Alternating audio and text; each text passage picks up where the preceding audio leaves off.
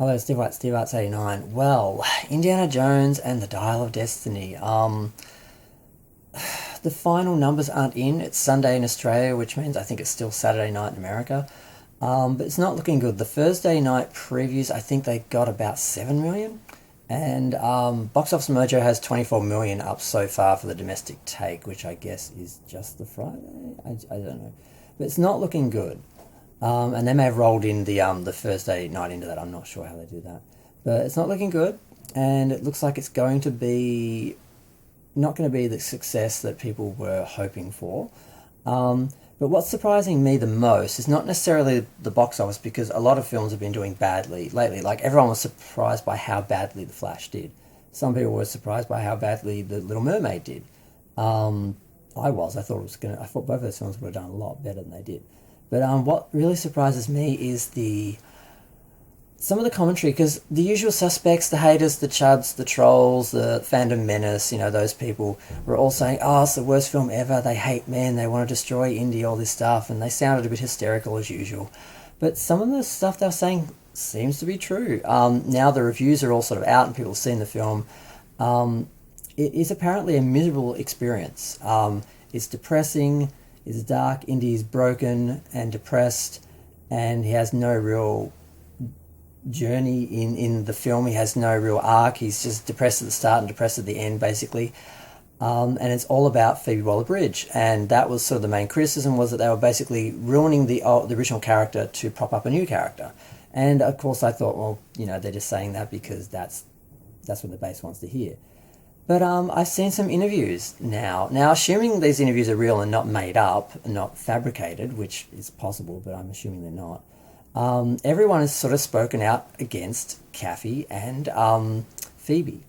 George Lucas, Steven Spielberg have both basically said, we didn't have a lot of access, we didn't have a lot of control. They basically made all the decisions and just dismissed what we said. We didn't like the endings, we didn't like this element, that element, and they just overrode us. We just had to sort of sit back and just accept this is their vision and we are not in control anymore. And that's an easy criticism to make from the outside. But then I saw an interview with Phoebe Waller-Bridge where she basically took responsibility and said, yes, I thought he had to be broken. We had to kill his son. We had to do all this stuff. We had to make him a broken, damaged man for this film to work, for our vision. And we knew the fans wouldn't like it. We knew George didn't like it. We knew Steven didn't like it. We knew Harrison didn't like it, because Harrison, I think he had his accident, he came back from the injury, and they'd changed a lot of things, and he said, well, I don't really like this, and they just sort of were like, well, that's where we want to go, and he was just like, well, I'm just the actor, and he just sort of didn't care enough to veto it. But yeah, everyone has basically spoken out and said that Kathy and Phoebe Waller-Bridge were responsible for the film, the direction, the decisions, everything that happened, basically. And then they basically, from what I've seen, at least from Phoebe's interview, have taken responsibility and actually said, yes, this is what we thought needed to happen for this film to work in our vision, me and James Mangold, who I believe he was the one who did Logan, or whatever it was, which was the most depressing, awful, horrible film. I remember watching that and being depressed. I've never watched it since. And I remember Picard loved, Patrick Stewart, Picard, how could I get those two confused, loved that film as well. And I remember being very anxious when I sort of realised how much control Patrick Stewart was going to have over the writer's room for Picard, and that he really wanted to do a Logan type of farewell for Picard, which is not the Star Trek universe and not what that character deserved or what characters wanted.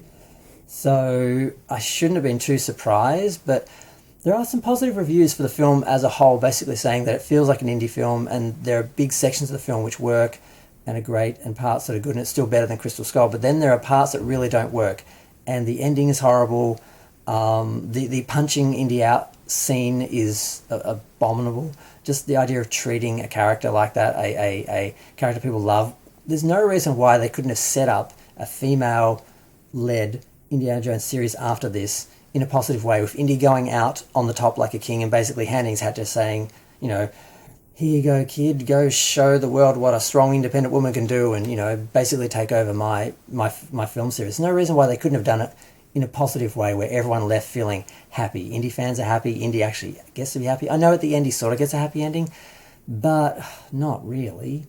if what I'm hearing is true about all the stuff that happens, and he basically just survives.